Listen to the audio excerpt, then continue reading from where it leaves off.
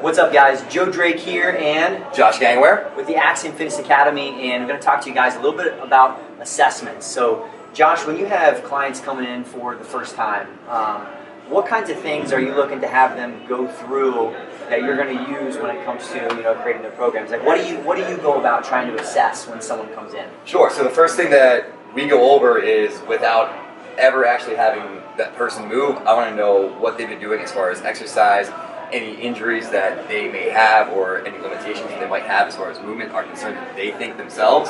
For me, I just at this point go through a basic kind of warm-up so I can test a squat, a push-up, just the basic movements to see exactly if there might be any extra limitations that they haven't told me about. Yeah, definitely. So that's one thing that I think a lot of people miss is taking the time to sit back and sit down before you ever go out on the floor and getting to know all these other subjective measures, right? Like the health history, the PAR-Q, which you guys see and we'll talk about in the course. That's just like the most basic that we should go through and understand their risks of cardiovascular, health disease and occurrence, and just all those other like health questions, right? I can sit down and talk about. And even more so than just the actual movements and understanding the screens from that, that's where you build your relationship with that client right from the very beginning. Like, you have that conversation with them, you're asking these questions so they know and trust what you're doing with them, and that they're not going to be afraid to move forward with you.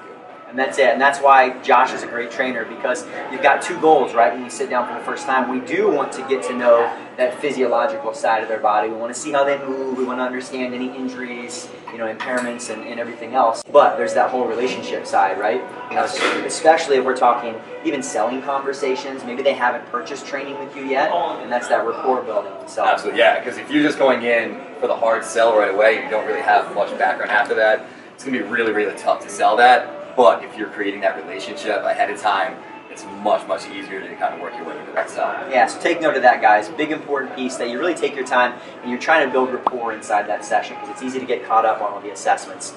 And then when you talk about like the actual exercise side, so you say you want to see them more so go through some different movement patterns, maybe kind of like the 7 primal movements that we talked about. Exactly. We'll go through in the course, and you guys will really get good at the specific NASM assessments, especially the OPT model, the overhead squat, and utilizing that single leg squat, right? Those are not only ones you're going to be tested on, but they're also great tools for learning all of those other things. Absolutely. And then you can always build on top of those.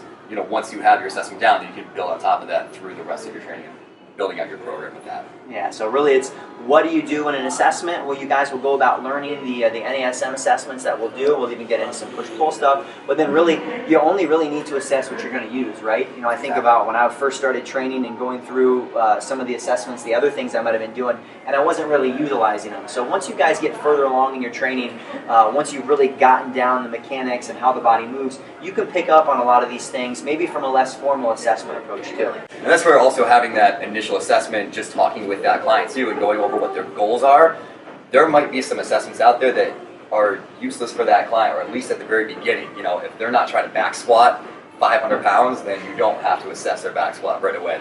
That's not something that they might be needing. That's huge, and that's a great thing, guys. That's where that whole spending time getting to know them a little bit. You may have a standard assessment protocol, and again, they may be different if we're working with an athlete who's truly, really dialed in on performance, and we want them to see those minute changes and not only posture but mechanics, versus Sally, who's coming in and she wants to lose weight, and we can help her move better and feel better. Exactly. But she may not need to do that real specific technical thing. They might not need to do strength tests right away. Exactly. So there's this whole base of assessments that you guys will learn and continue to pick up on, and then it's up to you guys to really figure out what's right for each client that comes in.